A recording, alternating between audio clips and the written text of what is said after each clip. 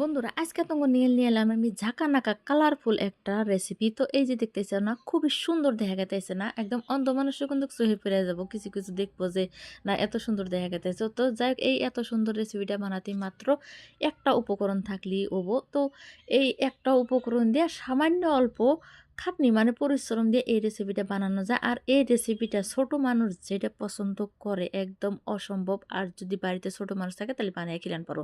তো প্রথমে আমি নিয়ে নিয়েছি ময়দার পরিবর্তে আটাও নেওয়া যাবো। তারপর দিয়ে দিলাম স্বাদ মতো নুন। এখন যেটা দিয়ে দিলাম এটা হলো সাদা তেল। মানে আমি ভালো করে ময়াম মারমু। ময়ামটা ভালো করে মানাবো যাতে খুবই নরম হয়, খাতে জানি ভালো হয় আর মুসমুসা হয়। তার জন্য অল্প সময় নিয়ে ময়ামটা মারা নাকবো। তো ময়ামটা মারা হয়ে গেছে গা, মানে দলা দলা হয়ে গেছে, মানে ময়াম মারা হয়ে গেছে গা। আর যে কোনো পুরি পরোটা রুটি বানাতে ময়াম মারলে খুবই ভালো হয়। তেলে ভাজা বস্তু যেটা বানানো হয় আর কি, ময়দা দিয়ে সব করলে ভালো হয়। তো আটাটা ৩ ভাগ করে নিয়ে বাগায় নিছি। এখন যেটা করবো, এটা আমি ৩টা কালার নিছি, নিজের পছন্দ মতো ৩টা কালার নিছি। তোমরা চাইলে প্রাকৃতিক যেটা কালার আছে মানে বিট, তারপরে পালেং শাক, তারপর হলুদ দিয়েও পারো, কিন্তু আমি এখানে কালার নিয়েছি, কালার গোনা করে নেবো। তো আটাটা যে ৩ ভাগ করে নিয়েছিলাম ময়দাটা, ৩ ভাগের মধ্যে আমি একটা ভাগ নিছি, কারণ ৩টা কালার করবো জন্য ৩ ভাগ করে নিছি।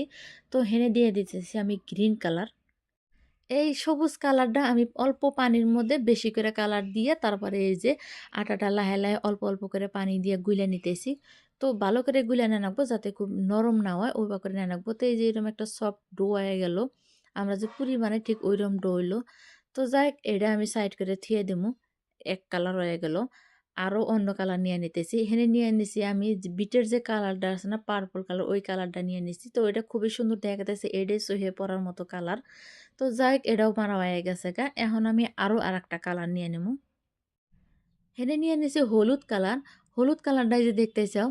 তো যাই হোক, হলুদ কালারে হলদি দিলে হবো, কিন্তু আমার কাছে কালার আছে, ফুড কালার আছে জন্য আমি ফুড কালার দিয়ে নিছি। তো ৩টা কালারই কিন্তু আমার দলা করা মানে আটাটা ছানা হয়ে গেছে গা। এখন এই যে হেনে দেহ খুবই সুন্দর দেখা গেছে না, ৩টে দলা হয়েছে। আমি বেশি বানাবো না, অল্প পরিমাণে বানাবো, আর এটা অল্পতে অনেক গোনা হয়ে যায়। তো ৩টা দলা নিছি, এই ৩টা দলা খুবই ভালো করে একদম হাত দিয়ে ডইলে ডইলে খুবই সুন্দর সফট করে আমি এটাকে মাইরে নিয়েছি। এখন আমি এটা একটা রুটির মতন করে বানাই নেব। তো প্রথমে আমি একটা রুটি বানাইতেছি। আমরা যে রুটি বানাই না, আমরা যে লুচি খাই, পুরি খাই, ঠিক ওইরকম করে বানানো লাগবো। তো এই রুটিটা মোটা হবো। তো যাই হোক, আমি হলুদ কালারটা নিয়ে নিলাম, হলুদ কালার দিয়ে। আর শুকনা গুঁড়া ব্যবহারটা না করাই ভালো, কারণ শুকনা গুঁড়া ব্যবহার করলে এই যে কালারটা আছে, কালারটা নষ্ট হয়ে যায়, দেখতে অতটা ভালো দেখা যায় না ওই জন্যে। তো যাই হোক, একটা মোটা মোটা করে রুটি বানাই নিছি, এই যে খুবই মোটা সাইজেরই হয়েছে। তো এটা হয়ে গেছে গা, এটা আমি সাইডে থিয়ে দেবো। আমার সবকটা রুটি বানানো হয়ে গেছে গা। তো এই যে হেনে সবুজ কালারটা দিয়ে দিলাম। সবুজ কালারটাও বানানো হয়ে গেছে গা। তো সবুজ কালারটা বিছানার উপরে অল্প সামান্য হালকা পানি দিয়ে দিলাম যাতে সাইডে না যায়, ওই জন্য। তো বেশি পানি না, হালকা পানি দিয়ে রাখবো, হাত দিয়ে ব্রাশ করে দিয়ে রাখবো। তো হাত দিয়ে আমি ঘুরাই ঘুরাই দিতেছি যাতে সম্পূর্ণ রুটিতে পানি লাগে। তারপর দিয়ে দিলাম আমি এই যে এই কালারটা, পার্পল কালারটা। এই কালারটা আমি মধ্যে দিয়ে দিলাম যাতে খুবই ভালো দেখা যায়, তার জন্য মাঝখানে দিয়ে দিলাম। এই রুটিটার উপরেও আরো কিছুক্ষণ পানি দিয়ে দিলাম, দিয়া ভালো করে ব্রাশ করে নিতেছি। আর ডইলা ডইলা মানে চাপ দিয়ে দিলাম যাতে এটা বানানোর পর যাতে খুইলা না হয়, খুবই ভালো করে অল্প চাপ দিয়ে দিয়ে ভালো করে করে নেওয়া রাখবো যাতে খুইলা না যায়। তো এখন এটা হয়ে গেছে গা, সম্পূর্ণ হয়ে গেছে গা। আমি অনেকক্ষণ করে নিছি, তার মধ্যে পানি দিয়েছি, এটা ছাড়ার কোনো সম্ভাবনাই নাই। তো যাই হোক, আমি এটাকে এখন রোল বানায় নেবো। এই যে দেখতে চাও, খুবই সুন্দর করে রোল বানায় নিতেছি। তো তোমরা যদি বানা খাবার চাও তো ঠিক এভাবে করে বানা নিবা, খুবই সহজভাবে বানান পারবা।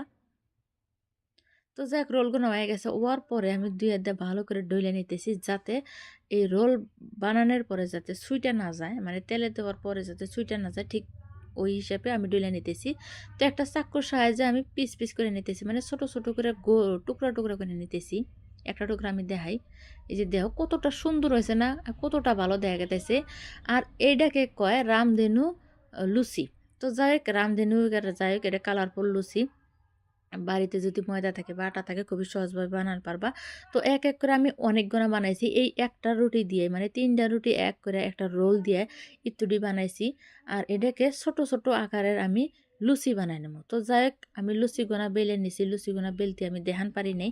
তো এই যে সুন্দর সুন্দর করে লুচি পাতলা পাতলা করে বানা নিছি। আর কতটা সুন্দর দেখা গেতেছে না, খুবই কিন্তু ভালো দেখা যাইতেছে। এটা খাতে যতটাই স্বাদ না লাগুক কিন্তু দেখতে এটা খুবই চমৎকার। তো যাই হোক আমি আগের থেকে তেল হিটে দিয়ে রাখছিলাম। আমি তেলের মধ্যে একটা সাইডে দিলাম। তো এক করে আমি সবগুনা এবার করে ভাইজা নিবো। অনেকগুনা হয়েছে যেহেতু। তো এই যে অ লুচিটা ফুইলা উঠছে।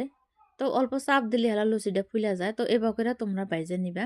তো যাই হোক আমার লুচিগুনা ভাজা হয়ে গেছে গা। এবার একটা প্লেটের মধ্যে আমি এক করে মেলাডি লুচি নিয়ে নিতেছি। দেখো কতটা সুন্দর হইছে। আর ভাজার পরেও কিন্তু কালারটা নষ্ট হয় নাই। খুবই ভালো কালার আছে, তাই না?